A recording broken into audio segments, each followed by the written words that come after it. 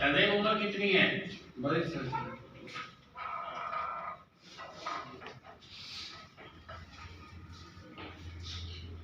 शादीशुदा हो?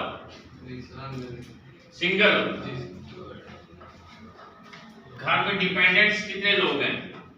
फैमिली के कितने लोग मेंबर हैं घर में? टोटल से 7। जो शादीशुदा उनके अलावा? जी सर नहीं है पता, कोई नहीं। कोई शादीशुदा नहीं, यानी कि 7 फैमिली मेंबर है। जी सर। इन 7 फैमिली मेंबर्स का एक्सपेंस कितना है? 40,000 सर।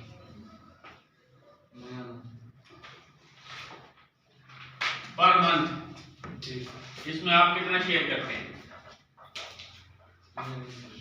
आप नहीं करते? सही है। कुछ कमाते भी नहीं है?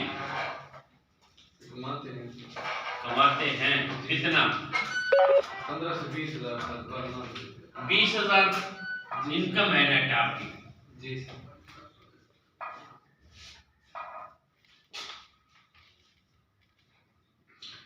किस सोर्स ऑफ इनकम से पैसा ये कमा रहे हैं? Life insurance. इंश्योरेंस करते हैं? जी सर। सही हो, जबरदस्त है। इनको जिंदगी मर्जी को भी है ना, टेंशन ही कोई। इंश्योरेंस वाला बंदा से कमीशन पे होता है, मेहनत ज्यादा करते हैं। आप कुछ सेव करना चाह रहे हैं? आपकी एज इस वक्त 22 ईयर है। जी सर। जिस वक्त आप मेरी उम्र वाली स्टेज पे जाएंगे, यानी कि 40-42 साल, उस वक्त कुछ नेट इनकम कमाना चाहेंगे, उस वक्त आपके पास लमसम अमाउंट होनी चाहिए। क्या आप चाहते हैं ऐसा? जी सर चाहते हैं? कितना? 20-25 लाख होना चाहिए। 25 लाख होना चाहिए।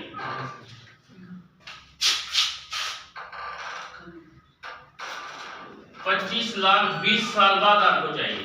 जी ऐसा ही है? जी सर। आपको पता है 20 साल बाद अगर खुद आप इस 20-25 लाख को इकट्ठा करते हैं तो 1,25,000 रुपया हर साल एक अमाउंट है, जो आप एक कमेटी डालेंगे या किसी बैंक में रखेंगे या कोई प्लॉट किसी भी मद में सेव कर सकते हैं आप। ऐसा ही है? जी सर बिल्कुल। तो कुछ कर रहे हैं? नहीं कर रहे। क्या आप ये कर सकते हैं? जी कर सकते हैं।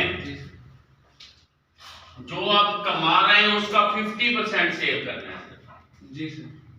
जो आप कमा रहे हैं 50% सेव करना है। मेरे पास एक हल है, 50 भी साइड पे करके। जी सर। पैसा थोड़ा है, ठीक है, लेकिन जो आप कर रहे हैं उसमें 3 चीजें जो आपके पैसे को जमा होने में रुकावट हैं। वो कौन सी 3 चीजें हैं? बीमारी, माजूरी और डेथ। अल्लाह ना करे आप बीमार हो गए तो क्या ये पैसा जमा होगा? आप तो कह रहे हैं मैं कर रहा हूं, कर सकता हूं। डिसेबिलिटी होगी तो भी नहीं होगा और डेथ होगी तो बिल्कुल रुक जाएगा। जी सर। मेरे पास ऐसा सिस्टम है, पैसा थोड़ा है। जी सर। पैसा थोड़ा होगा और इन बीमारी, माजूरी और डेथ की सूरत में भी आपको कवर मिलेगा।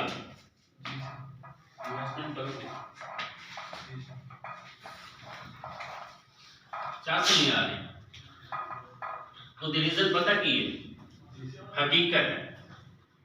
बाकी सारा तो आ रही होगी, मैनू नहीं आ रही। वो रीजन है जी सर लगे एक लॉजिक ਦੇ ਵਿੱਚ ਲੱਗਿਆ ਹੈ, किसी पास कोई सवाल नहीं आ रहा है। क्यों कहा है भाई जी? बंदा अड़ता नहीं गया है। यार एक मिनट है, मैं तेरी गल ऐसे तो तूने आप क्या क्लाइंट तू तो बड़ी नहीं क्लाइंट के अंदर बहुत गुस्सा हो गया, वो मुंह बंद हो जाते। सही हो गया बेटा। 40,000 रुपया है। कितना? 40,000 अगर EFU के साथ, मेरी कंपनी के साथ आप इन्वेस्ट करते हैं 20 सालों में, किसके साथ? EFU के साथ, तो मेरी कंपनी आपको 25 से 28 लाख रुपया रिटर्न करेगी 20 साल बाद। बीमार हो जाते हैं तो मेरी कंपनी 3 लाख रुपया इलाज मुआवजे के लिए देती है। कितना? 3 लाख रुपया इलाज मुआवजे के लिए दे देगी। अगर 6 माह ऑन बेड रहते हैं इस बीमारी के अंदर तो आपका 40,000 रुपया भी जो है वो क्या हो जाएगा, मुआफ हो जाएगा। कंपनी आपको अदा करेगी, कंपनी खुद अदा करेगी आप। लेकिन सर 20 साल बाद उसकी कीमत भी तो वही होगी ना जो आप है, मतलब उसकी प्रोडक्ट की कीमत भी तो ज्यादा हो जाएगी, इन्फ्लेशन रेट तो ज्यादा हो जाएगा। किस चीज का? किसी भी प्रोडक्ट से जिस चीज की आज कीमत मतलब 1000 रुपए है, कल उसकी कीमत 2000 रुपए हो जाएगी। 20 साल बाद मजीद उसकी रेट अप एंड डाउन होते जाएंगे।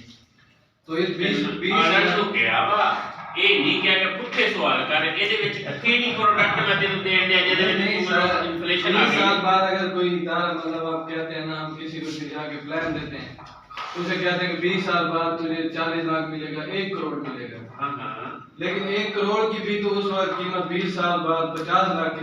हाँ, उसके लिए तो मैं आपको कह रहा हूँ ना, वही तो मैं कह रहा हूँ कि आप वो बात की बात है ना, पहले साल का किस्त ले लेते शादी का, अगले साल इन्फ्लेशन जो है वो मौत पड़ेगी, बता भी देना इनको मौत पड़ेगी 5% जब मैं ऐड करूंगा ना वो बेटा इन्फ्लेशन के साथ आप पे करते रहेंगे तो ये 20 से 28 से 25 लाख जो मैंने आपको बताया ये भी इन्फ्लेशन के साथ मिलेगा आपको।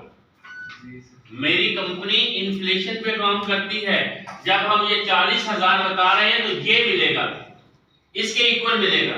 अगर 40 नहीं आप इन्फ्लेशन पे लेंगे वो नेक्स्ट है तो हम आपको इन्फ्लेशन के साथ इंस्टॉलमेंट भी आपसे लेंगे ना, 40 तो नहीं लेंगे, ये 40 तो इसके मुताबिक है।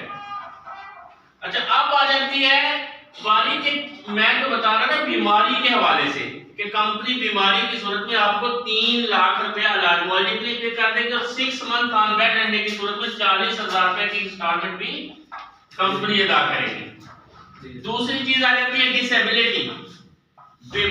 डिसेबिलिटी जो होती है वो 2 किस्म की होती है, एक होती है पार्शियल डिसेबिलिटी, एक होती है परमानेंट डिसेबिलिटी। पार्शियल डिसेबिलिटी बोलते हैं 2 आंखें, 2 बाजू, 2 टांगे जो 6 अज़ा हैं उनके 1 अज़ा के ज़ायद को बोलते हैं पार्शियल डिसेबिलिटी और 2 अज़ा के ज़ायद को बोलते हैं परमानेंट डिसेबिलिटी।